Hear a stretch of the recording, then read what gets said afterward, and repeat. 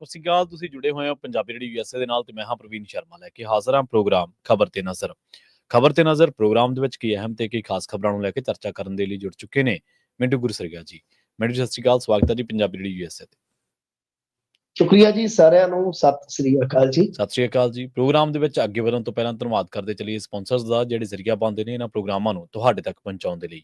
Khalsa insurance agency ਵਾਲੇ, ਜਿਨ੍ਹਾਂ ਤੋਂ ਤੁਸੀਂ ਹਰ ਤਰੀਕੇ ਦੀ ਇੰਸ਼ੋਰੈਂਸ ਲੈ ਸਕਦੇ ਹੋ। ਇੰਸ਼ੋਰੈਂਸ ਬਾਰੇ ਪਤਾ ਕਰਨ ਦੇ ਲਈ ਇਹਨਾਂ ਦਾ ਨੰਬਰ ਹੈ 468 272 2500। ਇਹ 1992 ਤੋਂ ਲਗਾਤਾਰ ਇੰਸ਼ੋਰੈਂਸ ਬਿਜ਼ਨਸ ਦੇ ਵਿੱਚ ਸ਼ਾਨਦਾਰ ਸੇਵਾਵਾਂ ਦੇ ਰਹੇ ਨੇ ਤੇ ਅਮਰੀਕਾ ਭਰ ਦੇ ਵਿੱਚ ਇੰਸ਼ੋਰੈਂਸ ਕਰਦੇ ਨੇ। ਓਬਾਮਾ ਕੇਅਰ ਮੈਡੀਕਲ ਜਾਂ ਫਿਰ ਕਵਰਡ ਕੈਲੀਫੋਰਨੀਆ ਬਾਬਤ ਪਾਲਿਸੀ ਕਰਵਾਉਣ ਦੇ ਲਈ, ਸਲਾਹ ਲੈਣ ਦੇ ਲਈ ਅੱਜ ਹੀ ਕਾਲ ਕਰੋ 468 272 2500 ਤੇ। ਟਰਕੀਅਨ ਇਮੀਗ੍ਰੇਸ਼ਨ ਲਾ ਫਰਮ ਵਾਲੇ, ਜੇ ਟਰਕੀਅਨ ਟੌਨੀ ਟਰਕੀਅਨ ਦੇ ਨਾਲ ਤੁਸੀਂ ਯੂਐਸ ਇਮੀਗ੍ਰੇਸ਼ਨ ਬਾਬਤ ਕੋਈ ਵੀ ਸਲਾਹ ਕਰਨੀ ਹੈ ਤੇ ਇਹਨਾਂ ਦਾ ਨੰਬਰ ਹੈ 415 909 0503। ਕ੍ਰਿਸ਼ਨ ਧਨੋਟਾ ਯੂਬਾ ਸਿਟੀ, ਬਲਜਿੰਦਰ ਸਿੰਘ ਨੇ ਜਰੂਰ ਲੈਣ, ਪ੍ਰਿਤਪਾਲ ਸਿੰਘ ਸਿੱਧੂ ਫਰਜ਼ਨੋ GNL ਵਾਲੇ ਟਰੱਕ ਵਾਸ਼ ਕਰਦੇ ਨੇ, ਆਇਲ ਚੇਂਜ ਕਰਦੇ ਨੇ, 에ਅਰ ਬ੍ਰੇਕਾਂ ਦਾ ਕੰਮ ਤਸੱਲੀ ਬਖਸ਼ ਕਰਵਾ ਸਕਦੇ ਹੋ, ਨਵੇਂ ਪੁਰਾਣੇ ਟਾਇਰ ਵੀ ਇਹਨਾਂ ਤੋਂ ਮਿਲਦੇ ਨੇ। ਲੋਕੇਸ਼ਨ ਸੈਂਟਾਨੇਲਾ ਦੀ ਨਿਮਾ ਸੋਤਾ ਦੇ ਨਾਲ ਗੱਲ ਕੀਤੀ ਜਾ ਸਕਦੀ ਹੈ 209 277 0113 ਤੇ। Jaswinder Singh Nagra Roswell, Avtar Singh Sangha Yuba City, Baldev Singh Kang Yuba City ਤੋਂ। ਇਹਨਾਂ ਸਾਰੇ ਹੀ ਸਪਾਂਸਰਸ ਦਾ ਬਹੁਤ ਬਹੁਤ ਧੰਨਵਾਦ। ਤੇ ਜੇਕਰ ਤੁਸੀਂ ਵੀ ਪੰਜਾਬੀ ਰੇਡੀਓ ਯੂਐਸਏ ਦੇ ਇਹਨਾਂ ਪ੍ਰੋਗਰਾਮਾਂ ਨੂੰ ਸਪਾਂਸਰ ਕਰਨਾ ਚਾਹੁੰਦੇ ਹੋ ਤਾਂ ਸਟੂਡੀਓ ਦਾ ਨੰਬਰ ਹੈ 408 272 5200।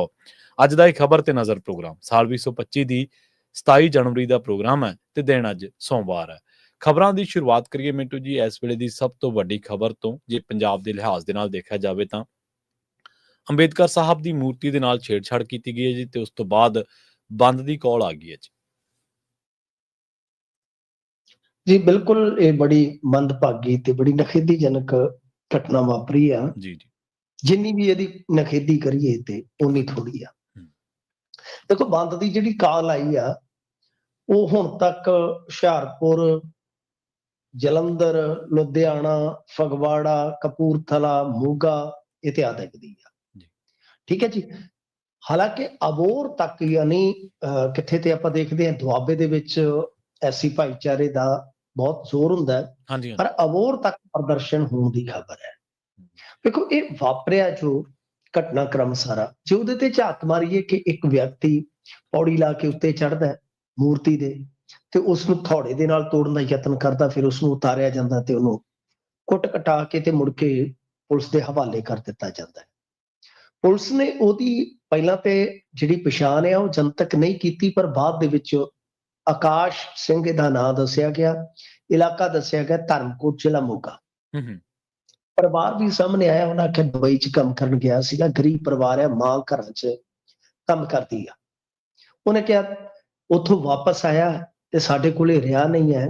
ਇਹ ਅੰਮ੍ਰਿਤਸਰ ਦੇ ਵਿੱਚ ਕਿਰਾਏ ਦੇ ਮਕਾਨ 'ਚ ਰਹਿੰਦਾ ਹੈ ਜੀ। ਮਤਲਬ ਕਿ ਇਸ ਤਰ੍ਹਾਂ ਇਹ ਸਾਰਾ ਜਿਹੜਾ ਉਹਦਾ ਪਿਛੋਕੜ ਸਾਹਮਣੇ ਆਉਂਦਾ ਹੈ। ਹੁਣ ਉਹਨੇ ਕਿਉਂ ਅਜਿਹਾ ਕੀਤਾ ਹੈ? ਕਿਉਂਕਿ ਖੁਦ ਐਸੀ ਭਾਈਚਾਰੇ ਤੋਂ ਆ ਜੀ। ਇਹੀ ਇੱਕ ਕਹਿ ਲਓ ਕਿ ਇਸ ਵੇਲੇ ਦਾ ਵੱਡਾ ਸਵਾਲ ਹੈ ਕਿ ਅਜਿਹਾ ਕਿਉਂ ਕੀਤਾ। ਇੱਕ ਐਸੀ ਭਾਈਚਾਰੇ ਦਾ ਜੇ ਨੌਜਵਾਨ ਇਸ ਤਰ੍ਹਾਂ ਦੇ ਕਾਰੇ ਨੂੰ ਅੰਜਾਮ ਦੇ ਰਿਹਾ ਤੇ ਜ਼ਰੂਰ ਕੋਈ ਨਾ ਕੋਈ ਤੇ ਉਹਦੇ ਮਨ ਦੇ ਵਿੱਚ ਚੱਲ ਰਿਹਾ ਹੋਏਗਾ ਨਾ ਵਿਚਾਰ। ਦੂਜੀ ਚੀਜ਼, ਕਿ ਸਾਜ਼ਿਸ਼ ਦਾ ਵੀ ਕਿਤੇ ਨਾ ਕਿਤੇ ਇਮਕਾਨ ਹੈ ਕਿ ਸਾਜ਼ਿਸ਼ ਨਾ ਅਜਿਹਾ ਕੀਤਾ ਗਿਆ।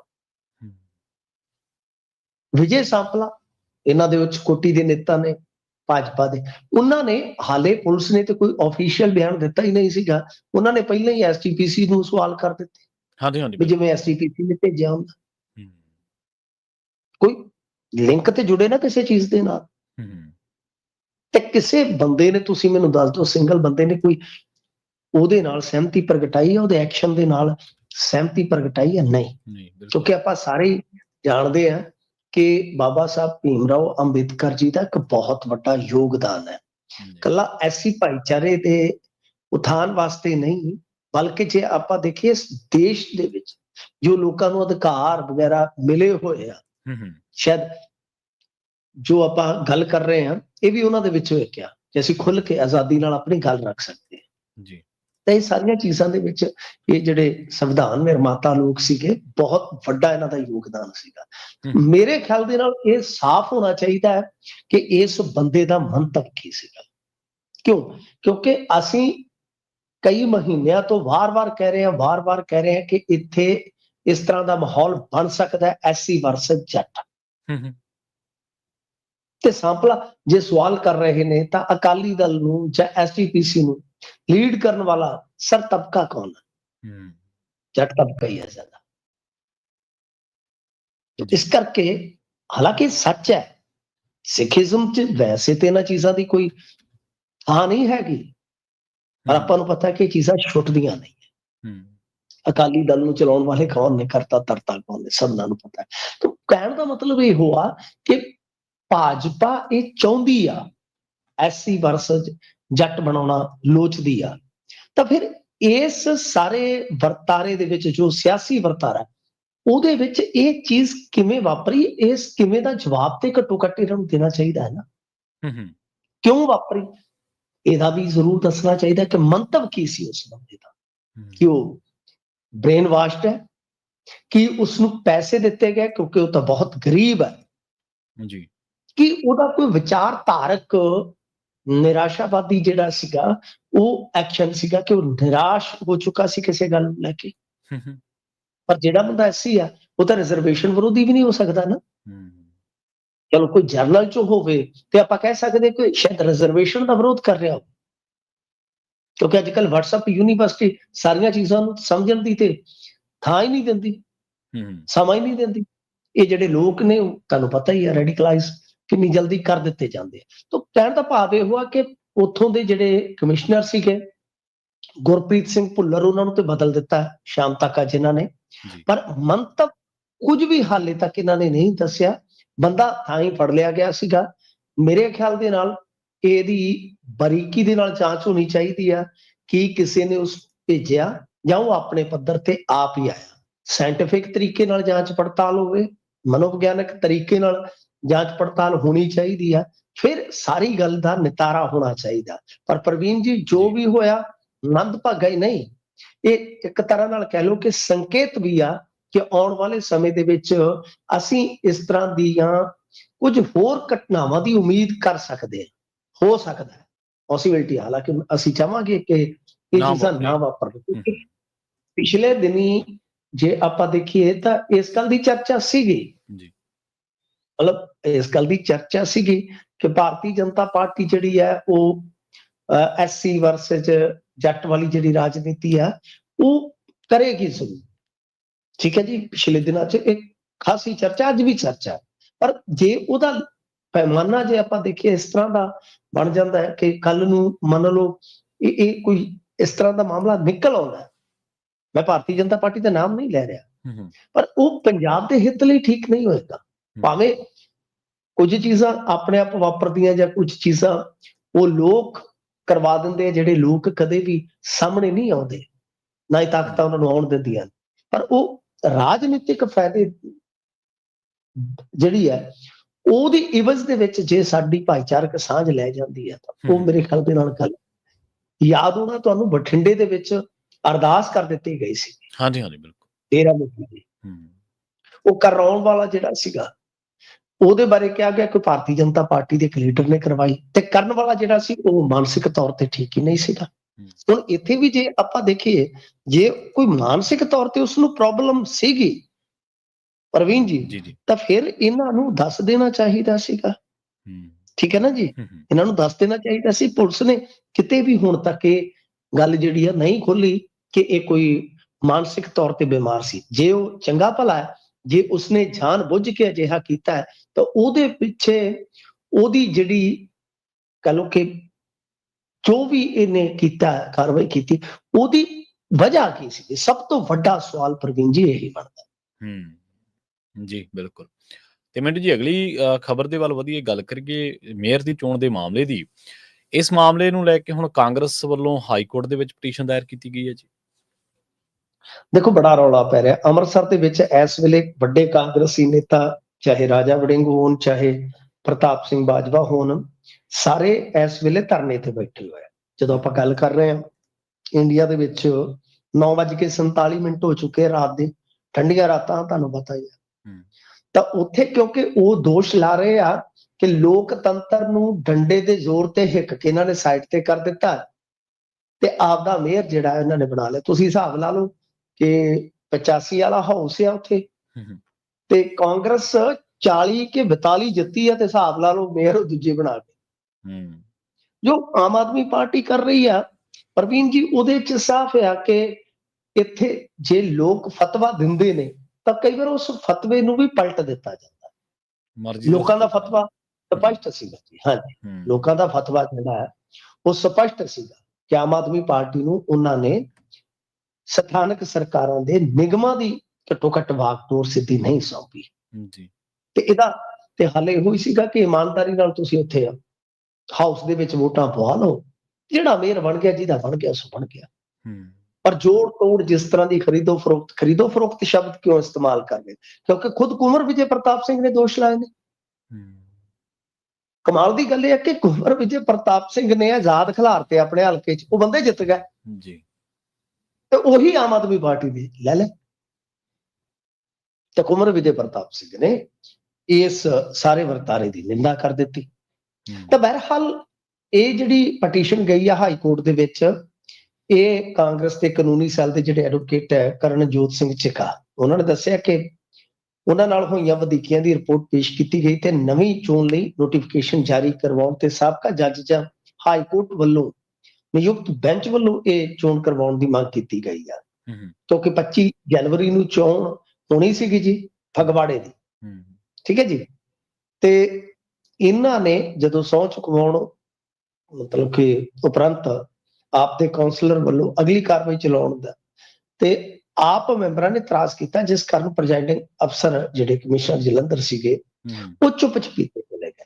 ਤਾਂ ਮਤਲਬ ਇੱਥੇ 25 ਨੂੰ ਚੋਣ ਜ਼ਰੂਰੀ ਸੀਗੀ ਪਰ ਉਹ ਹੋਈ ਨਹੀਂ। ਇਸੇ ਸੰਦਰਭ ਦੇ ਵਿੱਚ ਪਟੀਸ਼ਨ ਜਿਹੜੀ ਫਾਈਲ ਕੀਤੀ ਗਈ। ਤਾਂ ਕੁੱਲ ਮਿਲਾ ਕੇ ਆਪਾਂ ਦੇਖੀਏ ਤਾਂ ਹਰ ਪਾਸੇ ਚਾਹੇ ਉਚਾਰੇ ਨਿਗਮ ਹੋਣ ਜਾਂ ਭੋਗਪੁਰ ਵੀ ਵਿੱਚ ਲੈ ਲਓ, ਉੱਥੇ ਵੀ ਆਪਦਾ ਮੇਅਰ ਬਣਾ ਗਏ ਨੇ, ਪਰ ਉੱਥੇ ਵੀ ਇਹਨਾਂ ਨੇ ਇਹੋ ਕੁਛ ਕੀਤਾ। ਸੋ ਇਹ ਦੇਖੋ ਤੁਸੀਂ, ਕਮਾਲ ਦੀ ਗੱਲ ਇਹ ਆ ਕਿ ਅੱਜ ਅਰਵਿੰਦ ਕੇਜਰੀਵਾਲ ਹੋਰਾਂ ਦੀ ਇੱਕ ਡਾਕੂਮੈਂਟਰੀ ਜਿਹੜੀ ਹੈ ਨਾ ਉਹ ਬੈਨ ਕਰ ਦਿੱਤੀ ਗਈ ਦਿੱਲੀ ਪੁਲਿਸ ਵੱਲੋਂ। ਤਾਂ ਉੱਥੇ ਤਾਂ ਇਹ ਛਾਤੀ ਪਿੱਟ ਕੇ ਕਹਿ ਰਹੇ ਆ ਕਿ ਬਈ ਇਹ ਲੋਕਤੰਤਰ ਦਾ ਘਾਣ ਹੈ। ਤਾਂ ਤੁਸੀਂ ਇੱਥੇ ਦੇਖ ਲਓ ਕਿ ਇੱਥੇ ਬਿਲਕੁਲ ਇਹਨਾਂ ਦੀ ਸਥਿਤੀ ਜਾਂ ਪੋਜੀਸ਼ਨ ਜਿਹੜੀ ਆ ਉਹ ਉਲਟਾ ਹੋ ਜਾਂਦੀ ਹੈ। ਤਾਂ ਲੋਕ ਇਹਨਾਂ ਨੂੰ ਕਹਿੰਦੇ ਆ ਕਿ ਲੋਕਤੰਤਰ ਜਿਉਂਦਾ ਛੱਡ ਦਿਓ। ਤਾਂ ਇਹਦਾ ਮਤਲਬ ਤੇ ਉਹ ਆ ਨਾ ਕਿ ਜਿਹਦੇ ਹੱਥ ਇਹ ਤਾਕਤ ਆ ਜਾਂਦੀ ਹੈ ਉਹ ਇਸ ਤਾਕਤ ਨੂੰ ਫਿਰ ਅੰਨੇ ਰੂਪ ਚ ਵਰਤਦਾ ਜ਼ਰੂਰ ਹੈ। ਤਾਂ ਇਹ ਕਹਾਣੀ ਹੈ ਕੁੱਲ ਮਿਲਾ ਕੇ। ਅੰਮ੍ਰਿਤਸਰ ਦੇ ਵਿੱਚ ਮੇਅਰ ਇਹਨਾਂ ਨੇ ਡਿਕਲੇਅਰ ਕਰਵਾ ਲਿਆ ਤੇ ਇਸ ਵੇਲੇ ਕਾਂਗਰਸੀਆਂ ਦਾ ਧਰਨਾ ਜਿਹੜਾ ਹੈ ਉਹ ਪ੍ਰਵੀਨ ਜੀ ਜਾਰੀ ਆ ਜੀ। ਤੇ ਅਗਲੀ ਖਬਰ ਦੇ ਵੱਲ ਵਧੀਆ ਮਿੰਟੂ ਜੀ ਗੱਲ ਕਰੀਏ ਆਪਾਂ। ਸੂਚਨਾ ਕਮਿਸ਼ਨਰ ਦੀ ਸਰਕਾਰ ਨੇ ਆਖਰ ਲਾ ਹੀ ਦਿੱਤੇ ਜੀ। ਅੱਜ 2 ਲਾਏ ਨੇ, ਇੱਕ ਤੇ ਹਰਪ੍ਰੀਤ ਸਿੰਘ ਸੰਧੂ ਹੋਰਾਂ ਨੂੰ ਲਾ ਦਿੱਤਾ ਹੈ ਤੇ ਇੱਕ ਬੀਬੀ ਪੂਜਾ ਗੁਪਤਾ ਜੀ ਨੂੰ, ਇਹਨਾਂ ਨੂੰ ਸਟੇਟ ਇਨਫੋਰਮੇਸ਼ਨ ਕਮਿਸ਼ਨਰ ਨਿਯੁਕਤ ਕੀਤਾ ਗਿਆ। ਦੇਖੋ ਇਹ ਕਮਾਲ ਦੀ ਗੱਲ ਹੈ ਕਿ 2-3 ਦਿਨ ਪਹਿਲਾਂ, ਯਾਨੀ ਜਿਹੜਾ ਵੀਕਐਂਡ ਲੰਘ ਕੇ ਗਿਆ ਪ੍ਰਵੀਨ ਜੀ, ਸ਼ਾਇਦ ਸ਼ੁੱਕਰਵਾਰ ਜਾ ਕੇ ਇਹਨਾਂ ਨੇ ਹਾਈ ਕੋਰਟ ਦੇ ਵਿੱਚ ਲਿਖਤੀ ਦਿੱਤਾ ਸੀਗਾ, ਕਿਉਂਕਿ ਤੁਹਾਨੂੰ ਸ਼ਾਇਦ ਯਾਦ ਹੋਏਗਾ ਕਿ ਜਿੰਨੇ ਸਾਡੇ ਸੂਚਨਾ ਕਮਿਸ਼ਨਰ ਆਲਮੋਸਟ ਕਹਿ ਲਓ ਕਿ ਦਰਜਨ ਦੇ ਕਰੀਬ ਹੁੰਦੇ ਸਨ, 10 ਹੁੰਦੇ ਸੀਗੇ, ਤਾਂ ਇਹਨਾਂ ਨੇ ਫਿਰ ਉਹਨਾਂ ਤੇ ਕੱਟ ਲਾ ਦਿੱਤਾ, 6 ਕੁ ਰੱਖ ਦਿੱਤੇ ਕਿ ਪਤਾ ਨਹੀਂ 4 ਕੁ ਆ, ਐਗਜ਼ੈਕਟ ਮੈਨੂੰ ਨੰਬਰ ਤਾਂ ਨਹੀਂ ਪਤਾ। ਪਰ ਬਾਅਦ ਚ ਉਹ ਵੀ ਜਿਹੜੀਆਂ ਪੋਸਟਾਂ ਸੀ ਉਹ ਭਰੀਆਂ ਨਹੀਂ ਜੀ। ਤੇ ਉਹਦਾ ਮਤਲਬ ਕਿ ਸਿੱਟਾ ਕੀ ਨਿਕਲਦਾ ਹੈ ਕਿ ਤੁਸੀਂ ਹਿਸਾਬ ਲਾ ਲਓ ਕਿ ਉਤਲੇ ਪੱਧਰ ਤੇ ਜੋ ਸੂਬੇ ਦਾ ਚੋਣ ਜਿਵੇਂ ਚੋਣ ਕਮਿਸ਼ਨਰ ਆ ਜਾਂਦਾ ਤਾਂ ਇੱਥੇ ਕੌਣ ਆ ਜਾਂਦਾ? ਇੱਥੇ ਸੂਚਨਾ ਕਮਿਸ਼ਨਰ ਆ ਜਾਂਦਾ ਜੀ, ਠੀਕ ਹੈ ਜੀ। ਮੁੱਖ ਸੂਚਨਾ ਕਮਿਸ਼ਨਰ ਜਿਹੜਾ ਹੁੰਦਾ ਸੂਬੇ ਦਾ ਉਹ ਆ ਗਿਆ ਤੇ ਨਾਲ ਦੂਜੇ ਆ ਗਏ ਜਿਹੜੇ ਇਨਫੋਰਮੇਸ਼ਨ ਕਮਿਸ਼ਨਰ ਹੋ ਗਏ। ਮਤਲਬ ਕਿ ਜਿਵੇਂ ਚੋਣ ਕਮਿਸ਼ਨ ਹੈ ਠੀਕ ਹੈ, ਇਸੇ ਤਰ੍ਹਾਂ ਦਾ ਹੀ ਇਹਨਾਂ ਦਾ ਵੀ ਹਿਸਾਬ ਕਿਤਾਬ ਹੁੰਦਾ। ਸੂਚਨਾ ਕਮਿਸ਼ਨਰ ਜਿਹੜੇ ਆ ਉਹ ਲਾ ਦਿੱਤੇ ਜਾਂਦੇ ਆ। ਤਾਂ ਇੱਕ ਤਾਂ ਘੱਟ ਕੀਤੇ ਗਏ ਪਹਿਲਾਂ, ਤੇ ਉਸ ਤੋਂ ਇਲਾਵਾ ਜੇ ਤੁਸੀਂ ਦੇਖੋਗੇ ਤਾਂ ਪੈਂਡੈਂਸੀ ਜਿਹੜੀ ਆ ਉਹ ਉਤਲੇ ਪੱਧਰ ਤੇ, ਮਤਲਬ ਕਿ ਜਿਹੜੀ ਹੇਠਾਂ ਤੋਂ ਸੂਚਨਾ ਨਹੀਂ ਦਿੱਤੀ ਗਈ ਉਹ ਅਪੀਲ ਦੇ ਰੂਪ ਦੇ ਵਿੱਚ ਗਾਂਹ ਗਈ, ਤਾਂ ਹਿਸਾਬ ਲਾ ਲਓ 80,000 ਦੀ ਪੈਂਡੈਂਸੀ ਹੈ। ਤੇ ਥੱਲੇ ਕਿੰਨੀਆਂ ਹੀ RTIs ਕਿੰਨੇ ਹਜ਼ਾਰਾਂ ਪਈਆਂ ਹੋਣਗੀਆਂ, ਤੁਸੀਂ ਸੋਚ ਕੇ ਦੇਖੋ। ਤੇ ਇਹ ਉਸ ਰਾਜ ਦੇ ਵਿੱਚ ਆ ਸਾਹਿਬ ਜਿੱਥੇ ਆਪਾਂ ਕਹਿ ਲਈਏ ਕਿ ਮਾਨ ਸਾਹਿਬ ਤੇ ਅਰਵਿੰਦ ਕੇਜਰੀਵਾਲ ਹੋਰੀ ਰਾਜਨੀਤੀ ਕਰਦੇ ਆ।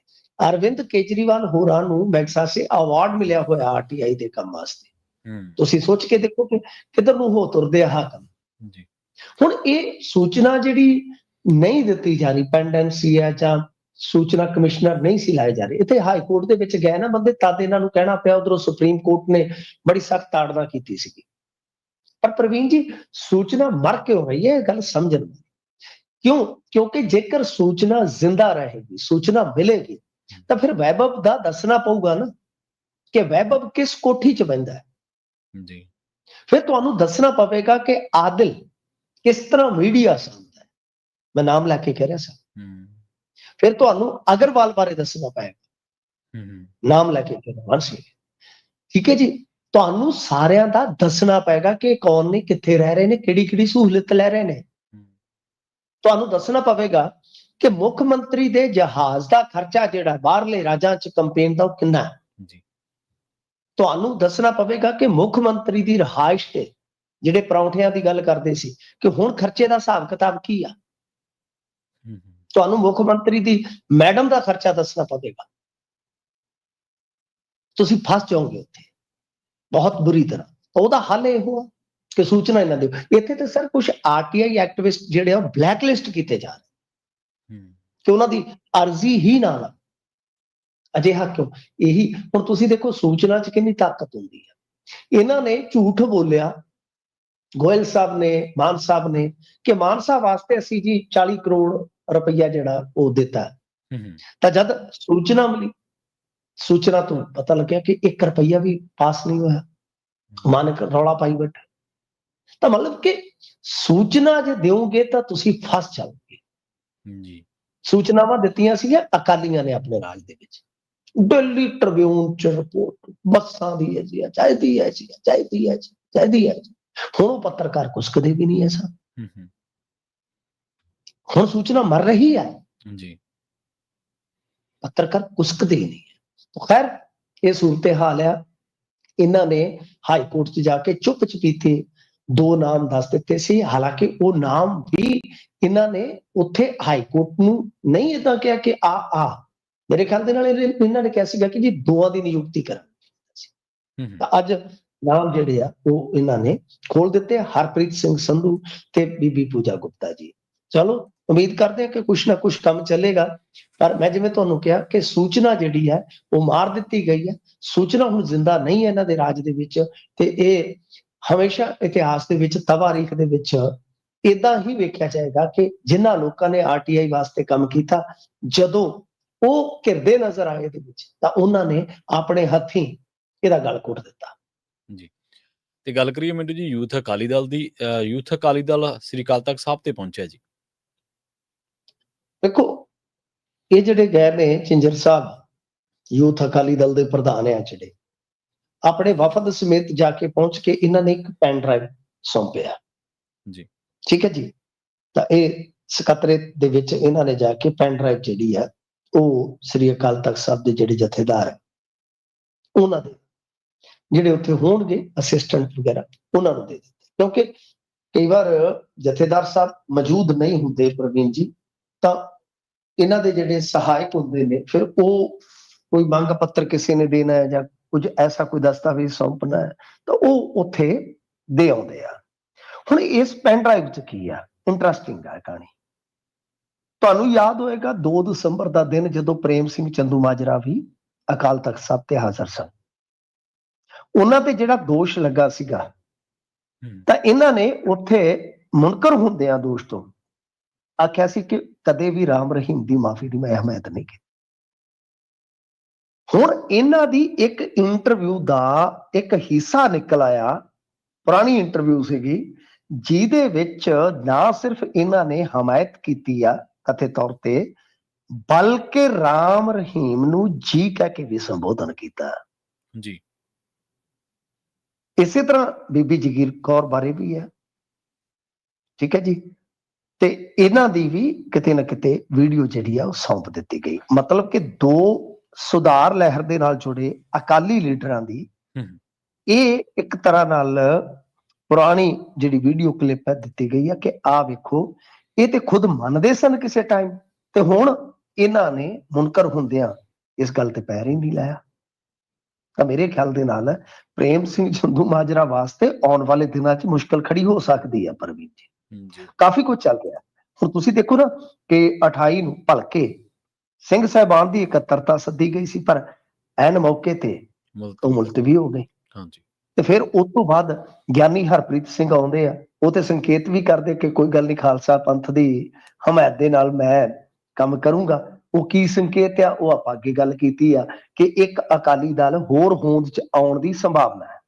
ਜੀ ਇਸ ਕਰਕੇ ਮਤਲਬ ਕਿ ਅਕਾਲੀ ਪੋਲਿਟਿਕਸ ਦੇ ਵਿੱਚ ਬਥੇਰਾ ਕੁਝ ਚੱਲ ਰਿਹਾ ਜੀ, ਇਹ ਮੁੱਕਣ ਦਾ ਨਾਮ ਨਹੀਂ ਲੈ ਰਿਹਾ। ਤੇ ਅੱਜ ਹੀ ਇੱਕ ਬਿਆਨ ਮੈਂ ਹੋਰ ਪੜ੍ਹਦਾ ਪਿਆ ਸਾਂ ਕਿ ਜਿਹੜੀ 7 ਮੈਂਬਰੀ ਕਮੇਟੀ ਦਾ ਵਿਵਾਦ ਆ, ਉਹਦੇ ਚ ਗਿਆਨੀ ਰਘਵੀਰ ਸਿੰਘ ਕਹਿ ਰਹੇ ਨੇ ਕਿ 7 ਮੈਂਬਰੀ ਕਮੇਟੀ ਜਿਹੜੀ ਆ ਉਹ ਬਰਕਰਾਰ ਹੈ।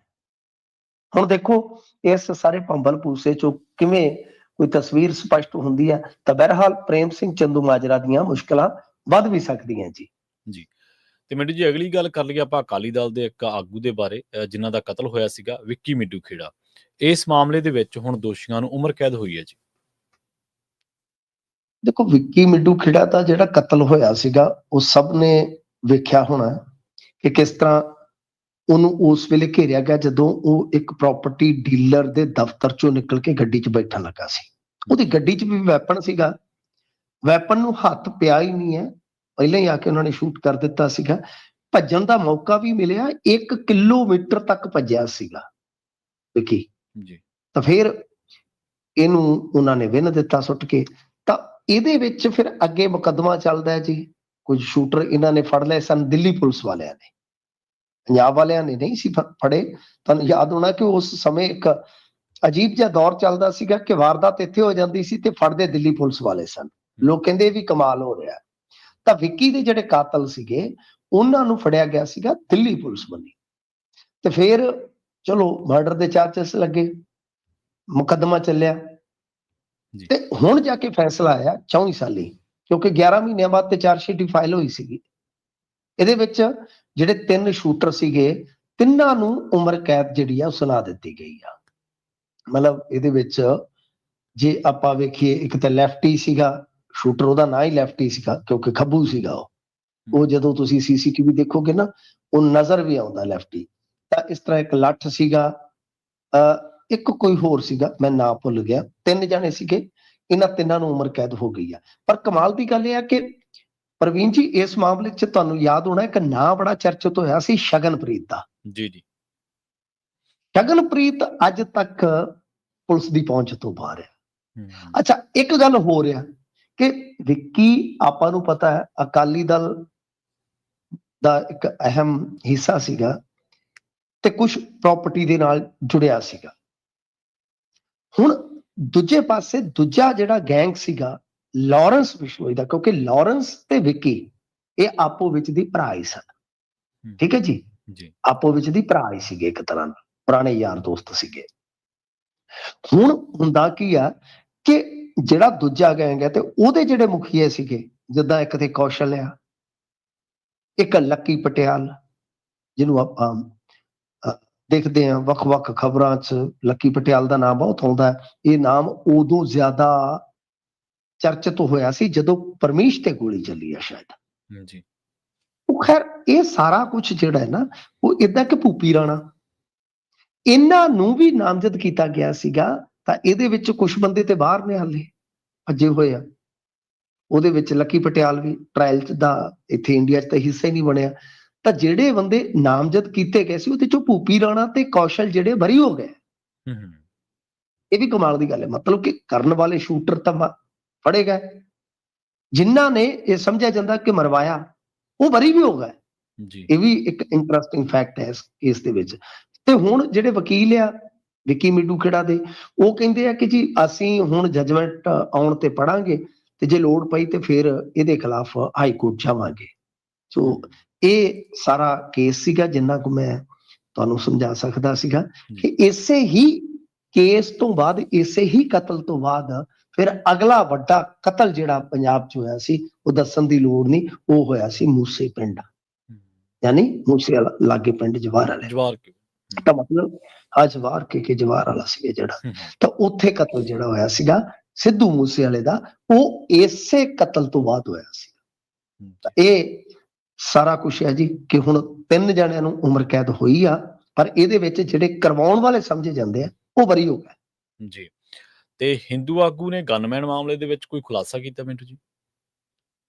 ਹਾਂਜੀ ਦੇਖੋ, ਇਹ ਕੋਈ ਲੁਧਿਆਣੇ ਦੇ ਵਿੱਚ ਤੁਹਾਨੂੰ ਪਤਾ ਬਹੁਤ ਸਾਰੇ ਹਿੰਦੂ ਆਗੂ ਆ, ਜਥੇਬੰਦੀਆਂ ਉਹਨਾਂ ਦੀਆਂ ਉੱਥੇ। ਸੰਨੀ ਮਹਿਤਾ ਨਾਂ ਦਾ ਇਹ ਜਿਹੜਾ ਹਿੰਦੂ ਆਗੂ ਆ, ਉਹ ਕਹਿੰਦਾ ਜੀ ਮੈਨੂੰ ਇੱਕ ਗਨਮੈਨ ਮਿਲਿਆ ਸੀਗਾ।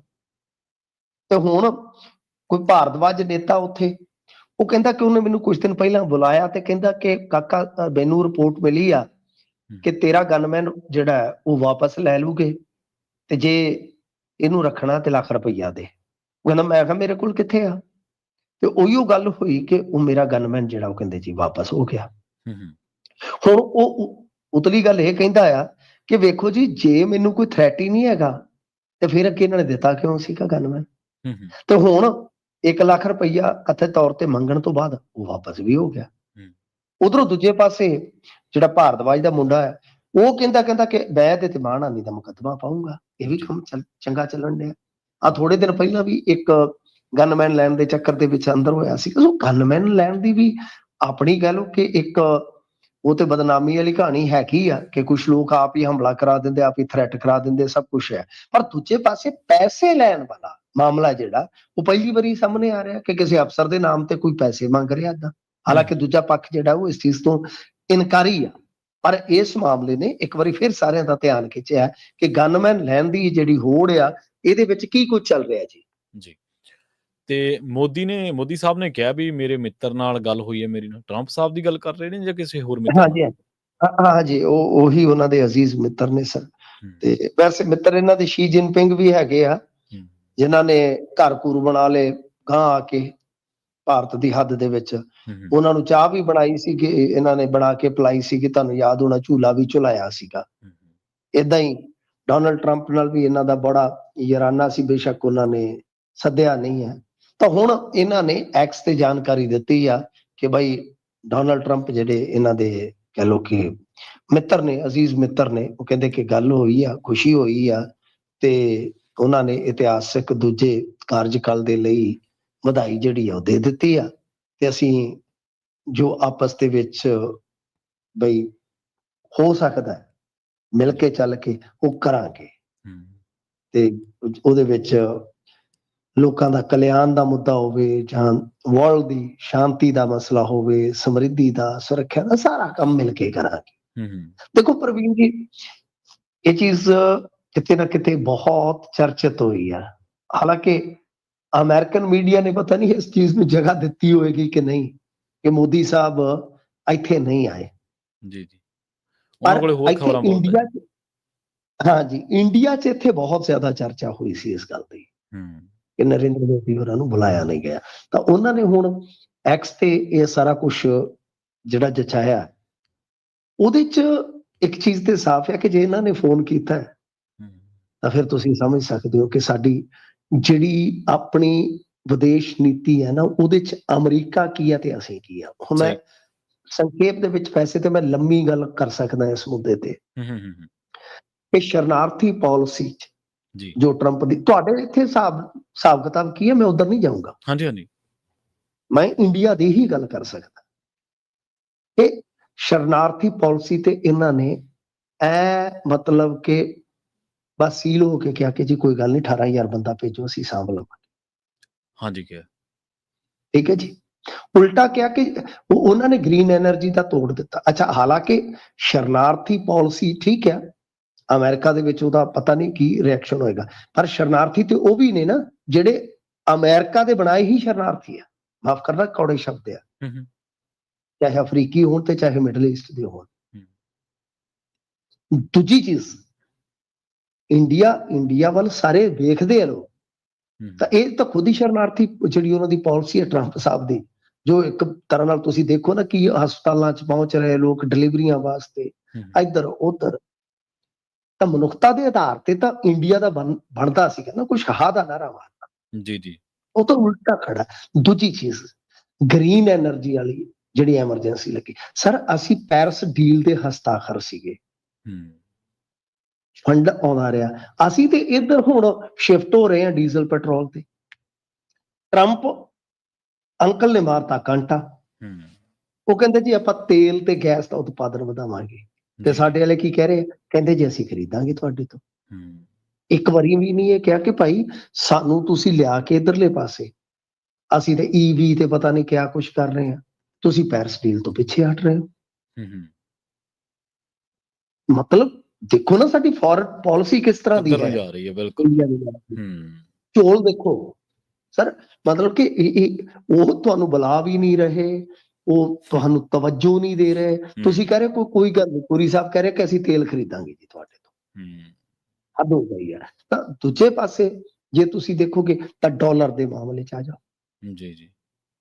ਟਰੰਪ ਨੇ ਆਖਿਆ ਡਾਲਰ ਤੁਸੀਂ ਆਓ ਤਾਂ ਸਹੀ ਇੱਧਰਲੇ ਪਾਸੇ। ਬ੍ਰਿਕਸ ਵਾਲਿਆਂ ਨੂੰ ਕਿਹਾ ਮੈਂ ਤੁਹਾਡੇ ਤੇ ਟੈਰਿਫ ਠੋਕਾਂਗਾ। ਤਾਂ ਸਰ ਸਾਡੇ ਵਾਲਿਆਂ ਨੇ ਕੀ ਕੀਤਾ ਕਿ ਨਾ ਨਾ ਨਾ ਜੀ ਅਸੀਂ ਕੋਈ ਏਦਾਂ ਦਾ ਡਾਲਰ ਨਹੀਂ, ਅਸੀਂ ਉਹਦਾ ਕੋਈ ਬਦਲ ਥੋੜੀ ਕਰ ਰਹੇ ਹਾਂ ਜੀ, ਜੀ, ਜੀ। ਐਸੀ ਕੋਈ ਚਰਚਾ ਹੀ ਨਹੀਂ, ਨੇੜੇ ਨੇੜੇ ਚਰਚਾ ਨਹੀਂ ਹੈ। ਤਾਂ ਮਤਲਬ ਕਿ ਕਿੱਥੇ ਤਾਂ ਬ੍ਰਿਕਸ ਦੇ ਵਿੱਚ ਇੰਡੀਆ ਇੱਕ ਅਹਿਮ ਭੂਮਿਕਾ ਰੱਖਦਾ ਹੈ, ਹੂੰ, ਤਾਂ ਕਿੱਥੇ ਉਹ ਦੂਜੇ ਪਾਸੇ ਜਿਹੜੇ ਲੱਗੇ ਆ ਕਿ ਡਾਲਰ ਦਾ ਕੋਈ ਬਦਲ ਲੱਭਿਆ ਜਾਵੇ, ਇੰਡੀਆ ਕਹਿੰਦਾ ਕਿ ਨਹੀਂ ਨਹੀਂ ਨਹੀਂ ਐਸਾ ਕੁਛ ਨਹੀਂ ਹੋਏਗਾ ਜੀ, ਇਹ ਸੰਭਵ ਹੀ ਜੀ। ਨਹੀਂ ਹਾਲ ਦੀ ਘੜੀ। ਮਤਲਬ ਕਿ ਵਿਦੇਸ਼ ਪਾਲਿਸੀ ਜੇ ਦੇਖੀਏ, ਸਾਡੀ ਵਿਦੇਸ਼ ਨੀਤੀ ਜੇ ਦੇਖੀਏ, ਉਹਦੇ ਵਿੱਚ ਝੋਲ ਤੇ ਸਪਸ਼ਟ ਨਜ਼ਰ ਆਉਂਦੀ ਹੈ ਨਾ ਜੀ।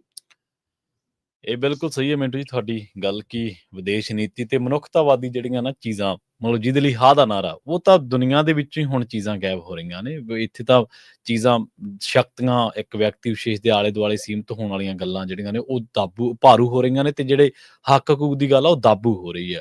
ਵਿਦੇਸ਼ ਪਾਲਿਸੀ ਦੇਸ਼ ਦੀ ਕੂਟਨੀਤੀ ਇੱਕ ਅਲੱਗ ਚੀਜ਼ ਹੈ, ਕਿਸੇ ਵਿਅਕਤੀ ਵਿਸ਼ੇਸ਼ ਦਾ ਅਹੁਦੇ ਤੇ ਬੈਠੇ ਹੋਣ ਦੇ ਬੰਦੇ ਦਾ ਕਿਸੇ ਖਾਸ ਧਿਰ ਨਹੀਂ ਝੁਕਾਅ ਹੋਣਾ ਉਹ ਇੱਕ ਅਲੱਗ ਚੀਜ਼ ਆ। ਉਹ ਤੁਸੀਂ ਸ਼ੀ ਜਿਨਪਿੰਗ ਵਾਲੀ ਮੇਰੇ ਖਿਆਲ 'ਚ ਇਸ ਤੋਂ ਬਿਹਤਰ ਮਿਸਾਲ ਹੋ ਹੀ ਨਹੀਂ ਸਕਦੀ ਜੇ ਆਪਾਂ ਵਿਦੇਸ਼ ਕੂਟਨੀਤੀ ਦੀ ਗੱਲ ਕਰੀਏ ਤਾਂ।